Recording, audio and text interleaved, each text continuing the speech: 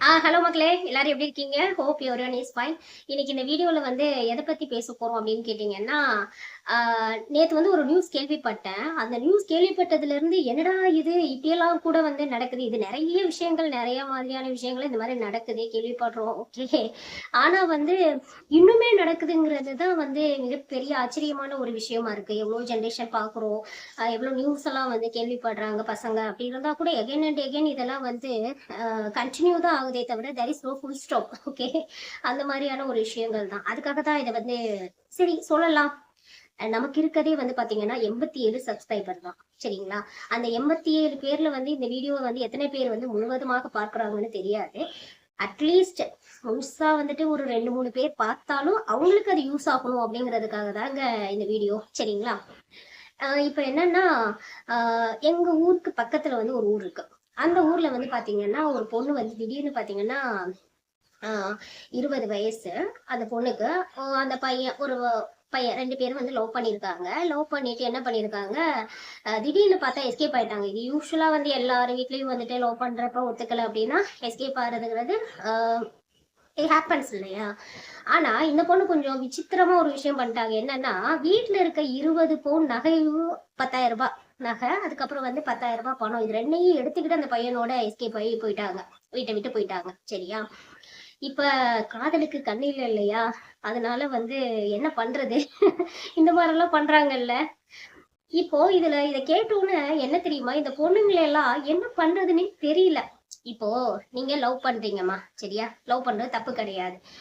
இப்போ லவ் பண்றப்ப வந்துட்டு காதல் புனிதமானதுதான், இல்லையெல்லாம் நான் சொல்லவே கிடையாது. சரியா? காதல் பண்றதும் தப்பு கிடையாது. ஓகே. ஆனா நீங்க வந்து ஓகே, உங்களுக்கு பிடிச்சிருக்கு ஒரு விஷயம், உங்க வீட்ல எகென்ஸ்டா இருக்காங்க அப்படின்னா நீங்க வந்து போறதுன்னு முடிவு பண்ணிட்டீங்க. யாரு உங்க அப்பா வேண்டாம்னு முடிவு பண்ணிட்டீங்க, உங்க அம்மா வேண்டாம்னு முடிவு பண்ணிட்டீங்க. ஓகே. அவங்களுடைய எந்த ஒரு விஷயமும் வந்து உங்களுக்கு அது பெருசா படல. சரியா? அவங்க இத்தனை வருஷம் வந்து கஷ்டப்பட்டு பெத்து வளர்த்து படிக்க வச்சு அந்த மாதிரி உங்களுக்கு என்னென்னலாம் தேவைகள் செஞ்சு கொடுத்தாங்க.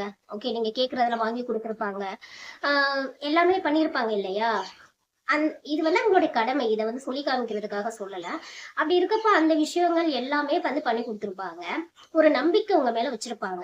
சரியா? ஓகே. நீங்க லவ் பண்ணிட்டீங்க.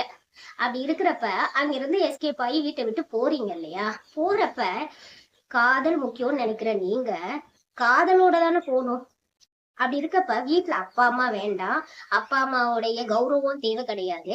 ஆனா அப்பா அம்மா சம்பாரிச்சு வச்ச நகை தேவைப்படுது, அப்பா அம்மாவுடைய பணம் தேவைப்படுது. நீங்க ஒரு இடத்துல வந்து அப்பா அம்மாவை மீறி போறப்ப, பேரண்ட்ஸை மீறி போறப்ப அது தேவை. எந்த விதத்துல வந்து உங்க எல்லாருக்கும் நியாயம்? உங்களுடைய காதல் வந்து ரொம்ப ரொம்ப மிகவும் புனிதமானது அப்படின்னா எந்த விதத்துல இந்த புனிதமான காதல் வந்து இந்த மாதிரியான விஷயங்களை வந்து ஏத்துக்கும்? ஓகே. நீங்க தான் எடுத்துட்டு வந்துட்டீங்க இல்லையா? அந்த காதலன் தம்பி இப்ப வந்து இது வந்து நிறைய பேர் செய்யறாங்களா இல்லைன்னு எனக்கு தெரியல. ஓகே. இப்ப ஒரு பொண்ணே வந்துட்டு வீட்டுல இருந்து நகையை எடுத்துக்கிட்டு வர்றாங்கன்னே வச்சுக்கோங்க. ஒரு உண்மையான ஒரு பொண்ணை வந்து காதல் பண்ற ஒரு ஆண் நகை எடுத்துக்கிட்டு வர்றாங்க. அப்ப ஒரு நல்ல ஆண் என்ன சொல்லணும் தெரியுமா? நான் உன்னை மட்டும்தான் நான் விரும்பினேன், உன் நகையை நான் விரும்பல, உன்னுடைய பணத்தை விரும்பல அப்படி சொல்லணும். முதல்ல என்ன சொல்லணும்? உங்க அப்பா அம்மாவுடைய சம்மதத்தோட கல்யாணம் பண்ணணும்னு ஃபர்ஸ்ட் வார்த்தை சொல்லியிருக்கணும். சரியா? அது சொல்றாங்களா ஏன்னு தெரியல. அதுவும் இல்லை அப்படின்னா நகையை ஒரு பொண்ணு எடுத்துட்டு வரப்ப எப்படிப்பா அக்செப்ட் பண்ணிக்கிறீங்க? காதல் முக்கியம் அப்படிங்கிறீங்க. அந்த காதல் புனிதம், காதலுக்காக உயிரே கொடுக்கணும் நிறைய பேர் எல்லாம் கொடுக்குறாங்க இல்லையா? அப்படி இருக்கிறப்ப அந்த பணம் நகையெல்லாம் அந்த பொண்ணு எடுத்துட்டு வராங்க. அதை எடுத்துக்கிறீங்க, அது வேணுங்கிறீங்க. அதோட சேர்த்து அந்த பொண்ணையும் கூட்டிட்டு போறீங்க. நகையெல்லாம் வேண்டாம், போய் வீட்டுல வச்சுட்டு வா, இல்லைன்னா வந்துட்டு தேவை கிடையாது அப்படின்னு சொல்லணும். அதுதான் ஒரு நல்ல ஆண். அதுதான் அந்த காதலுக்கு வந்து அடையாளம், நல்ல காதலுக்கான அடையாளம். வாமா, நம்ம உங்க அப்பா அம்மா எல்லாம் விட்டுட்டு ஓடி போவோம். அப்படி ஓடுறப்ப வந்துட்டு உங்க அப்பா அம்மாவுடைய நகை, கௌரவம், மானம், மரியாதை, அவங்களுடைய பாசம் எல்லாத்தையும் புதைக்கிற மாதிரி அந்த நகையும் எடுத்துட்டு போயிடலாம் அப்படின்னு. அப்ப வேணான்னு தானே தம்பி நீங்க சொல்லணும். அதெல்லாம் சேர்த்துக்கிட்டு, ஏன்னா உங்களுக்கு இன்செக்யூரா ஃபீல் ஆகும் ஒரு இடத்துல போயிட்டு. ஏன்னா 20 வயசு 22 வயசுல என்ன சம்பாதிப்பீங்களா? காசு இருக்குமா? பணம் இருக்குமா? ஏதாச்சும் சேவிங்ஸ் இருக்குமா? எதுவுமே இருக்காது. ஒன்லி படிச்சுட்டு மட்டும்தான் வந்திருப்பீங்க இல்லையா? படிச்சுட்டு வந்தோடனே என்ன சம்பாத்தியம் இருக்கும்? ஏன்னா படிச்சுட்டு வந்தோடனே உங்களுக்கு எல்லாம் வந்துட்டு லவ் பண்றதுக்கு தான் டைம் இருக்கு. அதுக்கப்புறம் வந்து சும்மா வந்து ஏனோ தானோன்னு சுத்த வேண்டியது. அதுக்கப்புறம் வந்து அந்த லவ் பண்ற டைம் பீரியட்ல என்ன சேவிங்ஸ் இருக்கும்? ஒரு ஒரு காதலை ஜெயிக்க வைக்கிறதுக்கு உங்களுக்கு வந்து டெபாசிட்டா வந்துட்டு இன்னொருத்தவங்களுடைய மணி தேவைப்படுது இல்லையா? இது என்ன இது? ஏமா வீட்டை விட்டு போகணும் முடிவு பண்ணியாச்சு, எதுக்கு அப்பா கௌரவம் எதுவும் வேண்டாமா? அவருடைய பணம் மட்டும் வேணுமா? அவருடைய நகை மட்டும் அவர் சேர்த்து வச்சது வேணுமா? ஏன்பா தம்பி, கூட்டிட்டு போறீங்களே, கூட்டிட்டு ஒரு பொண்ண ஒரு நாள் வச்சு உங்களால மேனேஜ் பண்ண முடியாதா?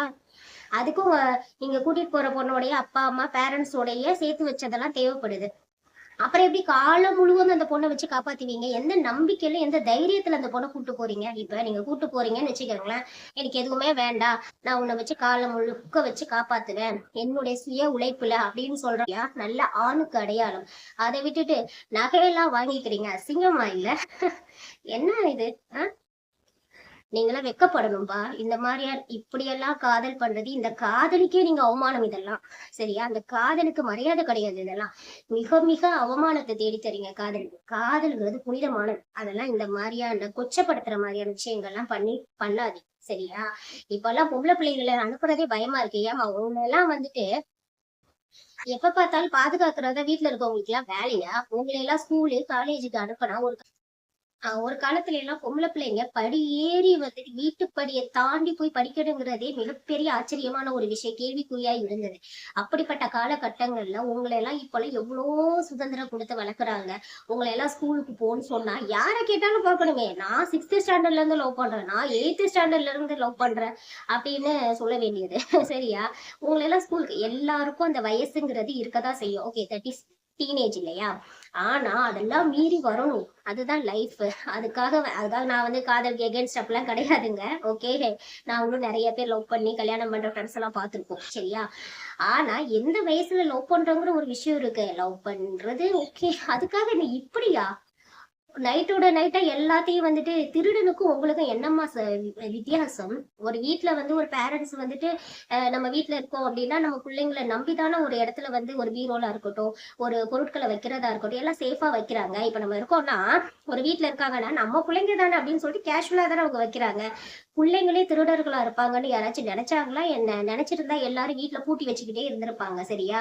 என்னைக்குமே வந்து காதல் பண்றதோட எல்லாம் ஒருத்தவங்களுடைய நம்பிக்கையை பிரேக் பண்றதா மிகப்பெரிய பாவம். சரியா? அந்த நம்பிக்கையை பிரேக் பண்ணிட்டு நீங்க காதல் வச்சு கல்யாணம் வச்சு என்ன? அதுக்கப்புறம் போக வேண்டியது ஒரு 20 வயசு 22 வயசுல எல்லாம் என்ன தெரியும் லவ் பண்றேன்னு ஓடி போக வேண்டியது. அதுக்கப்புறம் கொஞ்ச நாளுக்கு அப்புறம் இதெல்லாம் வந்து கரெக்டா இல்ல செய்யலன்னு அப்புறம் ஒரு முடிவு எடுத்துட்டு வர வேண்டியது. ஒரு டிஸ்கஸ்டிங்கான ஒரு காரியங்கள்லாம் பண்றீங்கன்னே தெரியல. அதனால நீங்க வந்து ரோல் மாடலா யாருக்கும் இருக்க வேண்டாம். நிறைய பேர் வந்து பொண்ணுங்களை படிக்க வைக்க மாட்டாங்க. ஏன் தெரியுமா? ஐயோ, இந்த பிள்ளைய படிக்க வச்சோம்னா இந்த பிள்ளை படிக்க வேணாச்சும் இழுத்துட்டு போயிடுச்சுன்னா என்னப்பா பண்றது அப்படிங்கிறதுக்காகவே வந்து படிக்க வைக்க மாட்டாங்க. அதுக்கப்புறம் நெக்ஸ்ட் ஜெனரேஷன் வந்து உங்களுக்கு அப்புறம் உள்ளவங்களே எப்படி வந்து படிக்க வைப்பாங்க? எல்லாருக்கும் கல்யாணம் பண்ற வயசு வரும் இல்லையா? கல்யாணம் பண்ணி வைப்பாங்க தானே. ஒருவேளை நீங்க வேலைக்கெல்லாம் போய் உங்களுக்கு பிடிச்சி யாரையாச்சும் இருந்தா அந்த டைம் பீரியட்ல உங்களுக்கு கல்யாணம் பண்ணணும் லவ் பண்ணணும்னு தோணுச்சுன்னா உங்களுக்குன்னு ஒரு ஏஜ் இருக்கும், உங்களுக்குன்னு ஒரு மெச்சூரிட்டி இருக்கும். அந்த டைம்ல உங்களுக்கு என்ன டிசிஷன் கரெக்டான டிசிஷன் எடுக்கிறதுக்கான எல்லா அத்தாரிட்டியும் இருக்கு. அதை விட்டுட்டு 20 வயசு 18 வயசு இதெல்லாம் என்ன? ஒர்க் மட்டும் இல்ல, அங்க இருந்து வீட்டுல இருக்க எல்லாத்தையும் திருடிட்டு இதுதான் வந்து ஒரு நல்ல காதல் கிடையாது. இதான் காதல். காதல் காதலும் உங்களை வாழ வைக்கிறது கிடையாது, நீங்களும் காதலை வாழ வைக்கிறது கிடையாது. வீட்டுல அப்பா அம்மாவுடைய இந்த மாதிரி எடுத்துட்டு போற பொருட்கள் தான் வந்து உங்களை எல்லாம் வந்து வாழ வைக்கும். சரியா? ரியாலிட்டி வந்து எதுவும் அதுக்கு வாங்க. சும்மா பேசுறதுக்கு எல்லாமே வந்து ஜாலியா இருக்கும். சரியா? எல்லாரும் பேசிட்டு போலாம், நான் பேசிட்டு போலாம், மத்தவங்க பேசிட்டு போலாம்.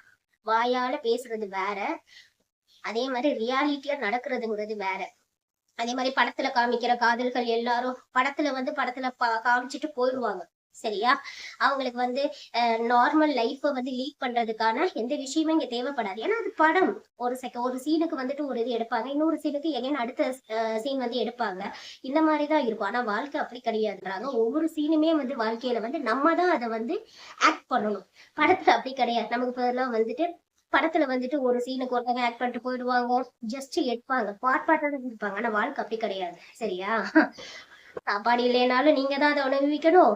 10,000 ரூபாய் காசு நாளைக்கு தீர்ந்து 20 பவுனை வந்து வித்தீங்கன்னா கூட 20 லட்சம் ரூபாய். எத்தனை வருஷம் வச்சுக்கிட்டு வாழ்க்கையை வாழ்ந்துருவீங்க நீங்க? ஒரு விஷயம் வந்துட்டு ஞாபகம் வச்சுக்கோங்க. உங்களுடைய பணம், பதவி எல்லாமே வந்துடலாம். ஆனா அது குவாலிட்டி ஆஃப் லைஃப் அது வந்து போயிடும். குவாலிட்டி ரொம்ப ரொம்ப முக்கியம். சரியா? அதனால பொண்ணுங்களே, நமக்கு என்ன ஃபர்ஸ்ட் அந்தந்த ஸ்டேஜ்ல என்னென்ன பண்ணணுமோ அதை தெளிவா பண்ணுங்க. இந்த மாதிரிலாம் போய் மாட்டிக்கிட்டு யார்கிட்டயாச்சும் வந்துட்டு போயிட்டு லவ் பண்றேன்ட்டு போய் மாட்டிக்கிட்டு அதுக்கப்புறம் அவன் வந்து ஏதாச்சும் பண்ணிட்டான்னு சொல்லிட்டு எகைன் திருப்பி வந்துட்டு அந்த குவாலிட்டி போயிடுது இல்லையா? ரொம்ப முக்கியம் வாழ்க்கைக்கு குவாலிட்டி தாங்க. எங்க இருந்தாலும் ஒரு பொண்ணை வந்து ரொம்ப மதிக்கணும். அவ திமிரு பிடிச்சவனு கூட சொல்லிடலாமே தவிர, சரியா? ஆனா சி அவளா அப்படிங்கிற பேர் மட்டும் வாங்கிடவே கூடாது. இப்ப இந்த அட்வைஸ் எல்லாம் ஒரு அக்கா மாதிரி நான் சொல்லிட்டு இருக்கேன். இதை எத்தனை பூமரா ஏதோ வந்து ஒரு காலத்துல சொல்றாங்க இல்லையா? அது இல்லைங்க. நீங்க யாரு கேட்கணும்னு இருக்கீங்களோ அவங்க கேட்டா போதும். இப்ப நீங்க எல்லாம் கேட்கறதுனால கேட்காம போறதுனால எனக்கு ஒன்றும் நஷ்டம் கிடையாது. சரியா? நான் வந்து ஒரு இந்த மாதிரி எல்லாம் நடக்குது அப்படிங்கிறதுக்காக தான் இந்த வீடியோ போட்டேன். கேட்கறதே கேட்காதது. பேரண்ட்ஸ் சொல்றதே இந்த காலத்துல யாரும் கேட்க மாட்டேங்கிறீங்க. நான்லாம் இது ஏமாத்திரம்.